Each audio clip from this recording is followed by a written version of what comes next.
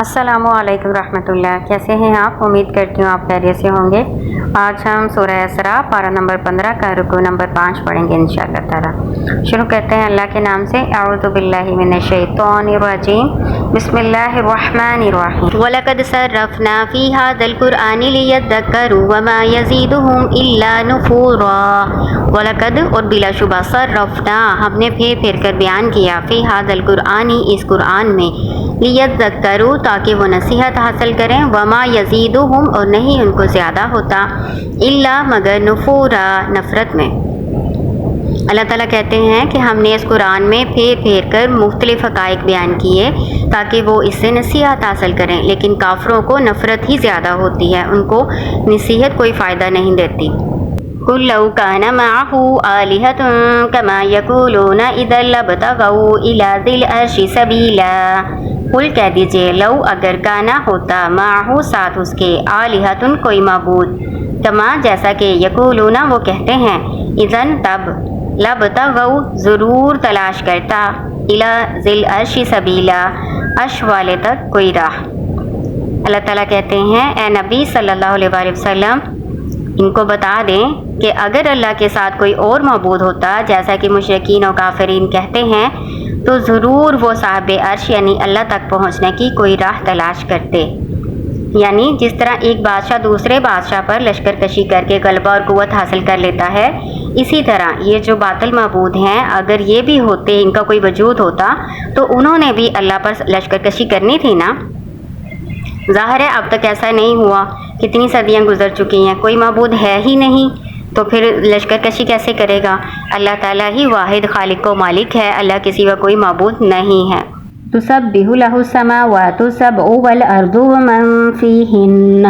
تسبح تسبیح بیان کرتی ہے، لہو اسی کی، سماوات سبع سات آسمان، والارض اور زمین، ومن فیہن اور جو اس میں ہے، وَإِن مِّن شَيْءٍ إِلَّا يُسَبِّحُ بِحَمْدِهِ وَلَكِن لَّا تَفْقَهُونَ تَسْبِيحَهُمْ۔ وَإِن اور نہیں، مِّن شَيْءٍ کچھ بھی، إِلَّا مگر، يُسَبِّحُ تسبیح بیان کرتی ہے، بِحَمْدِهِ ساتھ اس کی حمد کے، وَلَكِن لَّا تَفْقَهُونَ تَسْبِيحَهُمْ اور لیکن تم نہیں سمجھتے تسبیح ان کی۔ إِنَّهُ بے شک وہ کانا ہے، حلیمًا غفورا بہت بردبار، بہت بخشنے والا۔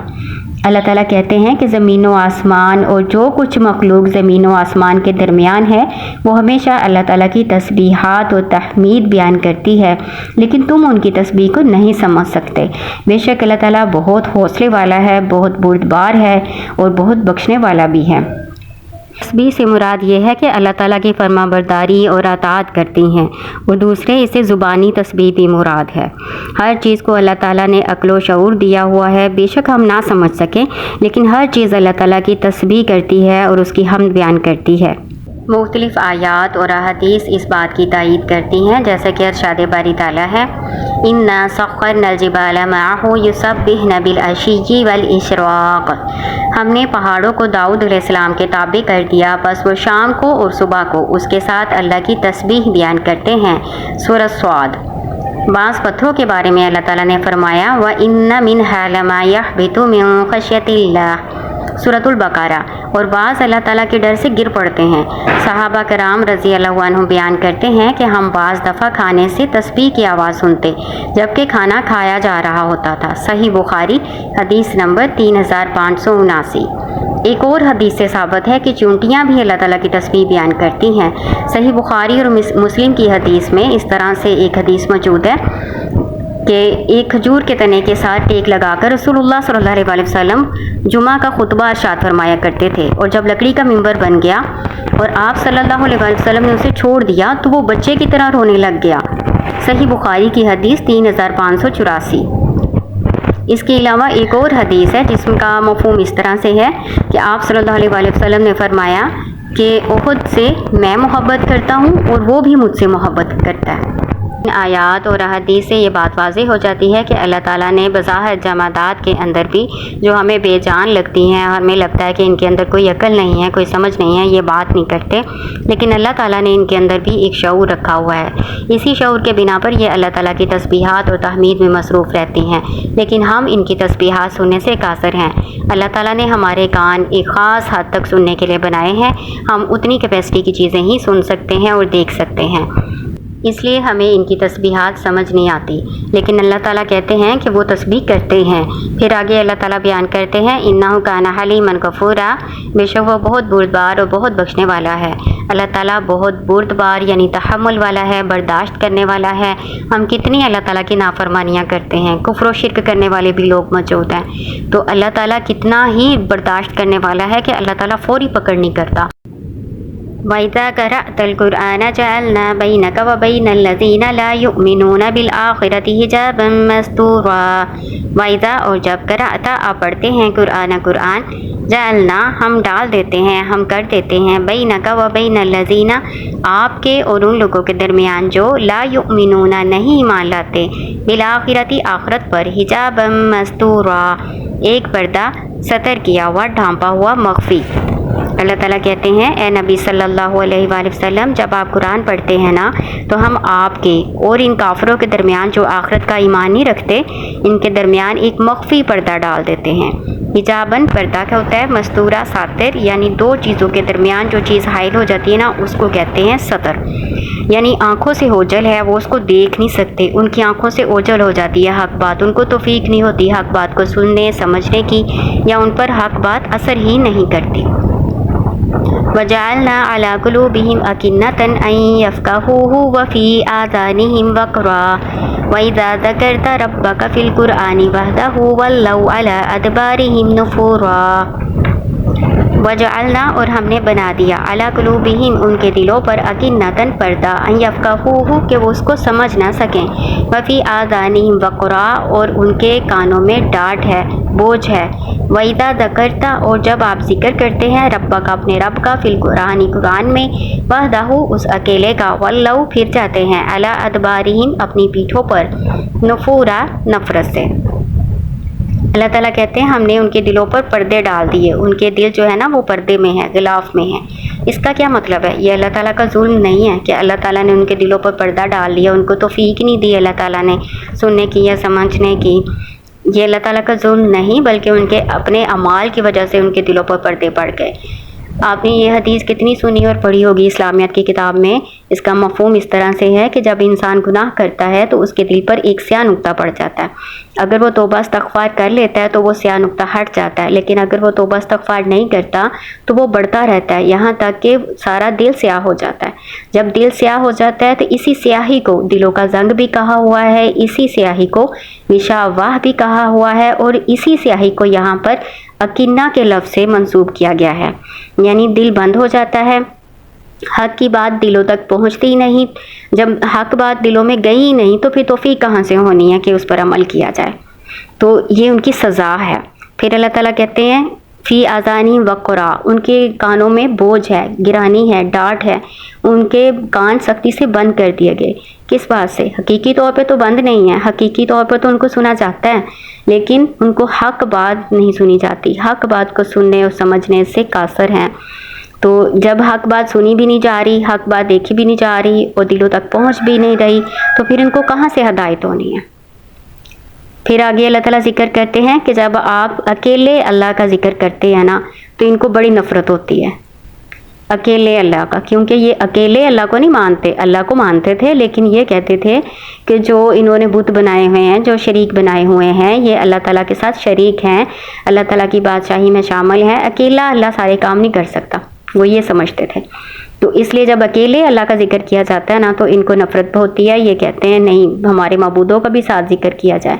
ظاہر ہے جب حق بات ان تک پہنچ ہی نہیں رہی، ان کے اندر ہی نہیں جا رہی، تو انہوں نے کہاں سے ہدایت حاصل کرنی ہے۔